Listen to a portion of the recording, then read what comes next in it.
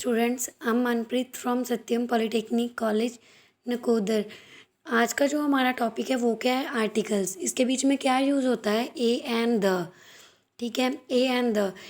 A E I O U सबको पता है कि वॉवल्स होते हैं जो इंग्लिश के बीच में यूज़ होते हैं। मोस्टली आपको पता ही है कहाँ पे यूज़ होते हैं ये। ठीक है, अब हमें ये देखना है कि ए का यूज़ कहाँ पे होगा, एन का यूज़ कहाँ पे होगा और द का यूज़ कहाँ पे होगा। ठीक है, जैसे अब ये लिखा हुआ है टॉय बॉल वॉच स्टूडेंट। ये क्या है? Toy ball watch student.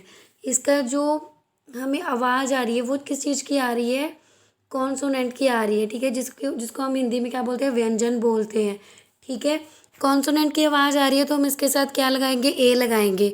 अब यूनिवर्सिटी, यूनिटी, यूसेज, ठीक है, और आप बोलते हो यूनिट, यूनिक, इसके साथ क्या आएगा? आप लगाते हो एन, एन नहीं आएगा क्योंकि अब हम बोल रहे हैं यूनिवर्सिटी। यूनिवर्सिटी में क्या आएगा? यू। ठीक है, यू। य की आवाज़ आएगी तो य के क्या आएगा? ये क्या हो गया? कॉन्सोनेंट हो गया। तो उसके साथ क्या आएगा? ए आएगा। ठीक है, अब यूनिटी में क्या आएगा? यूनिटी। य की आवाज़ आ रही है तो फिर क्या आएगा? ए आएगा। यूसेज के में क्या आएगा? य की आवाज़ आ रही है, ऑब्वियसली ए आएगा। अब हमने लिखना है अम्ब्रेला। अम्ब्रेला में किसकी आवाज़ आ रही है? अ की। ए की आ रही है। अम्ब्रेला ए की आ रही है तो क्या लगेगा? कॉन्सोनेंट है तो व्यंजन है तो क्या आएगा? ए आएगा। ठीक है, तो अब हम आगे देखेंगे example. He is dash unknown. ठीक है, अननोन, अननोन। ठीक है, अ की आवाज़ आ रही है तो क्या आएगा? ए एन आएगा। She is dash educated person तो क्या आएगा? एजुकेटेड। एजुकेटेड में क्या आ गया? ए आ गया तो उसके साथ क्या आएगा? कॉन्सोनेंट है तो एन आएगा। This is dash uniform rule. य की आवाज़ आ गई तो क्या आएगा? ए आएगा। जैसे कि मैंने आपको पहले ही बोला है, कॉन्सोनेंट में क्या आएगा? ए लगेगा। जैसे वॉवल्स आ गए, ठीक है, वो क्या होएगी? इधर जहाँ पे हमें ए की आवाज़ आ गई तो हम उसके साथ क्या लगाएंगे? ए लगाएंगे। यहाँ पे हमें अ की आवाज़ आ गई तो हम क्या लगाएंगे? उनके साथ एन लगाएंगे। My father is dash MBBS doctor. MBBS में क्या आएगा? एम।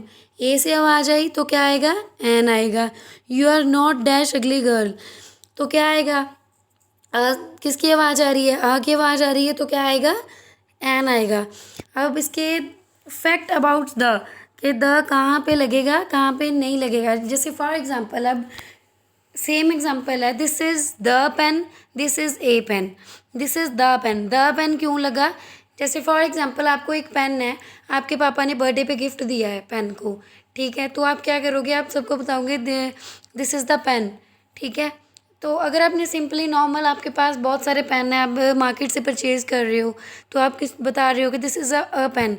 द क्यों लगा? क्योंकि वो एक चीज़ खास है। This is a pen, any pen, कोई भी पेन, तो वो क्या आएगा? ए आएगा। सो नेक्स्ट आ गया द।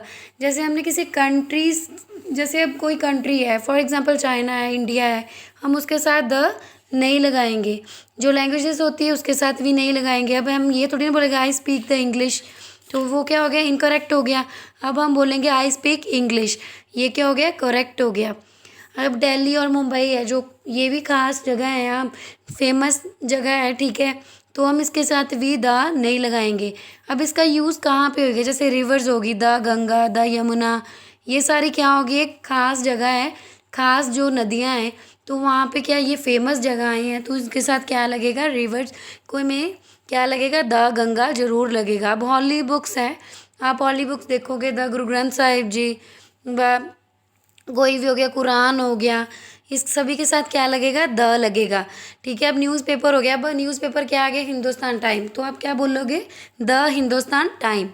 अब कोई क्लास होगी, फॉर एग्जांपल अब आपकी क्लास है, ठीक है, उसके साथ क्या लगेगा? द क्लास लगेगा। और द हॉर्सेस, द डॉग्स।